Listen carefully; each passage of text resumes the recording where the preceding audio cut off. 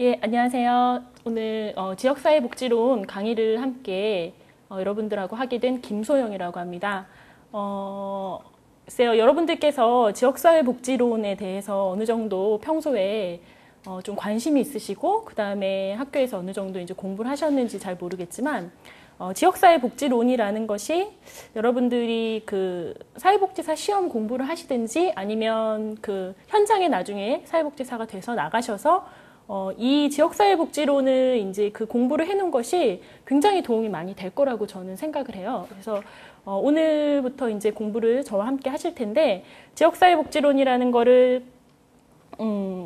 이게 어떤 그 여러 가지 사회복지사 시험 중에 어떤 맥락을 갖고 있는 그런 이제 과목인지, 그리고 우리가 현장에 나갔을 때 이걸 어떻게 접목해서 쓸 수 있는지, 그리고 여러분들께서 그 실제로 현장에 나갔을 때 여러 가지 기관들을 함께 그 연계를 해서 이제 일을 하실 텐데, 그럴 때 내가 있는 그 기관, 한 기관이 있겠죠. 그죠? 그 기관 말고 우리 지역사회에 있는 어떤 다른 기관들과 함께 일을 하게 되고, 어떻게 해야 하는지 이런 것들, 실질적인 것들을 많이 배우실 것 같다. 그래서 여러분들이 다른 과목보다, 뭐 다른 과목도 재밌어요. 그런데 저는 지역사회복지론 굉장히 재밌고 또 제가 굉장히 좋아하는 과목이에요. 그래서 여러분들도 아마 시험 대비라고 생각하지 마시고, 그래서 이제 그 내가 현장에 갔을 때 어떻게 써먹을지 어떤 그 기술들을 알아간다. 그리고 그거에 그런 어떤 그 기관들에 더 많이 이제 알아간다. 이렇게 생각을 하시고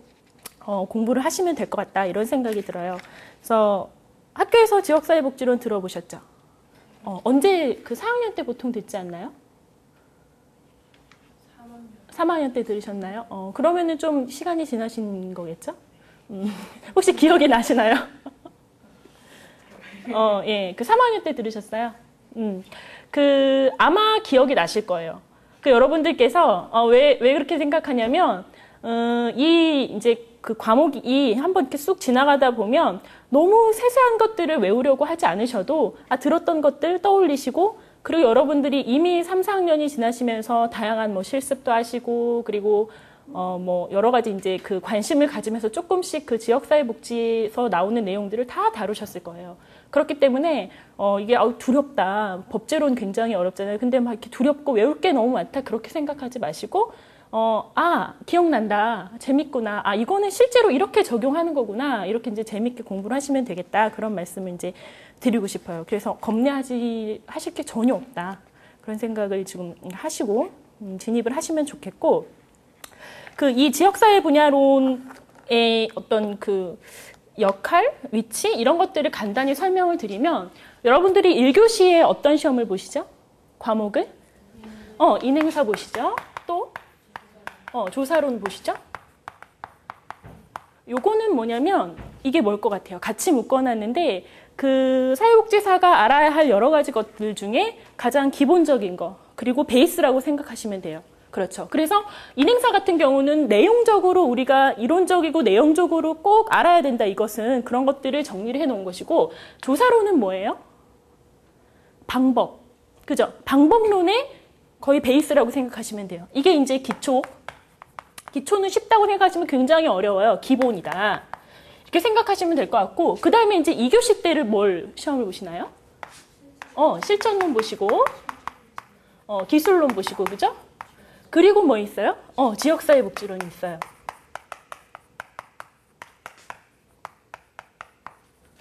요 두 가지는 특징이 있죠. 배우셨죠? 어떤 그러니까 대상을 어떤 것들을 하나요? 개인, 그죠? 개인이나 집단이나 가족에게, 실천론은 어떻게 이론적으로 접근하는 게 맞는 건지, 기술론은 어떤 기술을 가지고 이 세 그룹에 이렇게 접근을 할 것인지, 그런 것들을 이제 배우고, 그 다음에 이제 지역사회복지론은 중요하니까 조금 이따 하고, 자, 3교시에는 뭘 하시나요? 행정론, 정책론, 그렇죠? 법제론 하죠? 자, 요거는 대상을 어떻게 잡는 건가요? 법, 정책. 누구에게 하는 거예요? 전반적으로 봤을 때? 국가의 역할들을 많이 강조하는 거죠. 그죠? 그러니까 주는 사람의 입장은 국가가 법적으로 어떻게 서비스를 제공할 것이냐 또는 제도를 구현시킬 것이냐 이런 것들이 이제 많이 담겨져 있고 요거는 이제 국가가 하는 것 아니어도 다양한 이 사회복지 모든 이제 법 관련된 것들을 한꺼번에 배우는 거예요. 약간 거시적인 거죠. 그다음에 요거는 행정론은 어떤 뭐 정부 행정기관 그런 것뿐만이 아니라 어떤 사회복지 조직들이 어떻게 그 행정적으로 굴러갈 수 있는지를 배우는 과목이라고 생각하시면 돼요. 그러니까 이렇게 딱 3교시로 나눠져 있는 것을 보시면 첫 번째는 기본을 깐다.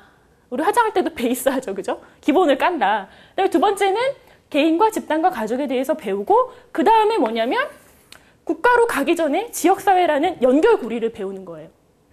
이게 굉장히 중요한데 개인과 집단이 가족이 어디 살아요? 지역사회에 살죠. 이거는 좀 미시적으로 그 개인과 집단과 가족의 포커스를 둬서 어떤 문제를 어떻게 해결할 것인지를 연구를 하는 것, 그 공부를 하는 것이라면 지역사회복지로는 이 개인과 집단과 가족이 지역사회 안에 이제 들어가 있어요. 그런데 이 사람들이 이미 기본적으로 이 지역사회의 영향을 많이 받아요. 그렇죠? 그리고 이 개인이 속한 지역사회뿐만 아니라 이 지역사회 자체도 뭔가 개선이 돼야 되고 문제가 해결돼야 할 대상들이 굉장히 많거든요. 그거에 대해서 지역사회복지론에서 다룬다. 그렇게 생각하시면 돼요. 그 다음에 이 지역사회는 어디에 속해 있어요?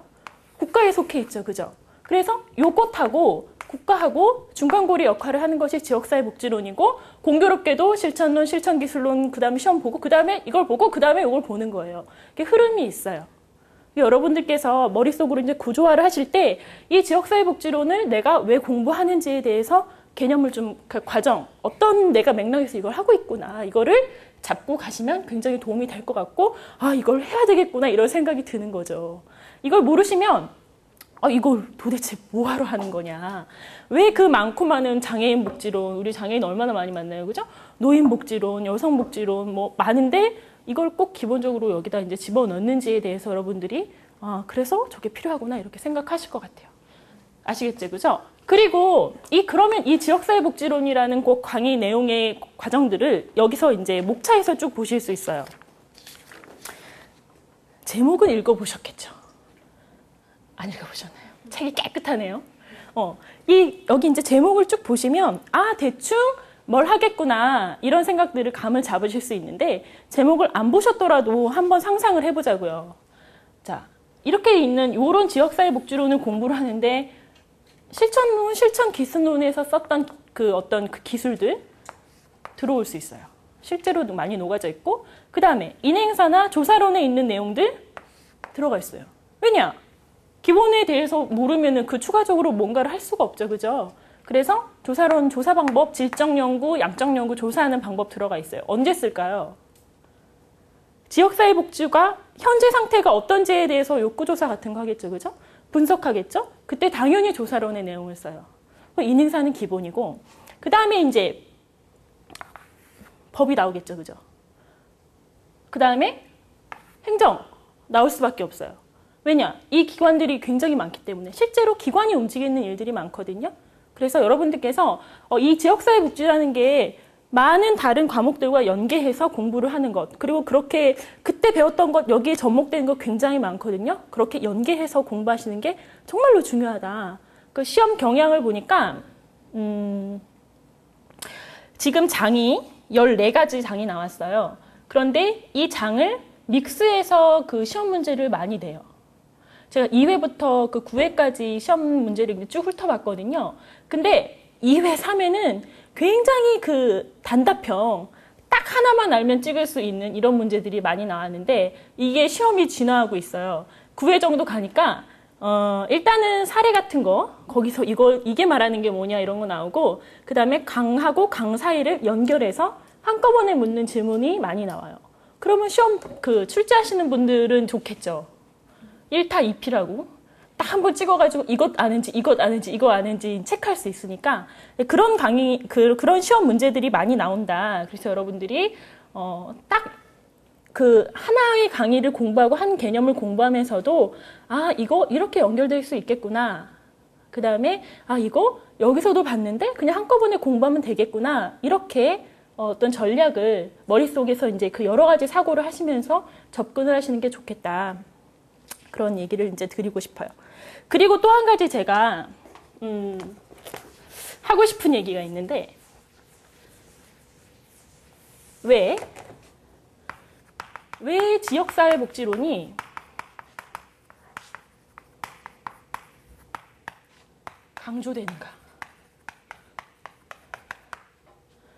여러분들 이 지역사회복지론이라는 분야의 비중을 아마 예전에는 그렇게 비중 있게 생각하지 않으셨을 것 같아요. 그런데 가면 갈수록 우리가 이제 수업 시간에 배우겠지만 지역사회복지론이라는 어떤 그 카테고리 안에 있는 내용들이 중요해지기 시작했어요. 그래서 여러분들께서 그거를 좀 이해를 하시면 사실은 이게 시험의 맥락을 잡는 데 굉장히 중요하거든요. 그래서 그런 거를 하면 아마 도움이 되실 것 같은데, 도대체 왜 요새 강조가 되는 거예요? 왜? 응? 우리가 사회복지 어떤 서비스나 실천을 할 때 국가가 하는 일 또는 지방정부가 하는 일, 어떤 그 그룹이 하는 일들이 왜 많아졌냐면, 옛날에는 다 누가 이걸 담당했었는데 이제는 그렇게 할 수가 없는 상황이 돼버렸죠. 누가 지역사회복지, 그러니까 그 사회복지 여러 가지 서비스를 제공해 왔었어요? 전통적인 사회에서는? 가족, 그렇죠. 가족의 역할이 축소되고 있어요. 그렇죠. 우리가 지역사회복지에서 굉장히 강조하는 것은 서비스예요. 사회 서비스.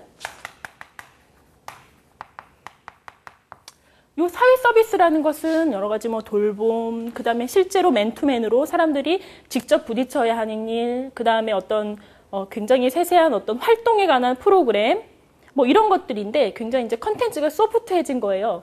정책론이나 이런 어떤 제도를 말하기보다 그 안에 들어가 있는 컨텐츠, 사회복지 서비스를 얘기를 하는 건데, 이런 것들을 예전에는 사람들한테 꼭 필요한 거죠. 그래야 그게 퍼블릭 공공이 이제 하는 건데, 뭐 이거는 조금 이따 다시 한번 개념을 잡도록 하고, 이렇게 꼭 필요하다고 생각하는 서비스들이 예전에는 가족들이 다 했었어요. 그죠? 예를 들어서 어떤 것들이 있어요? 모든 사람에게 꼭 필요하고, 이건 가족이 정말 중요하게 했었던 거. 보육. 애를 낳는데 애를 키워야 될 거 아니에요. 그죠? 집에서 다 했죠. 요새 또 누가 해요? 친정엄마가 하시죠. 그죠? 가족들이 다 해결했어요. 예를 들은 거예요. 보육 있고. 또 뭐가 있어요?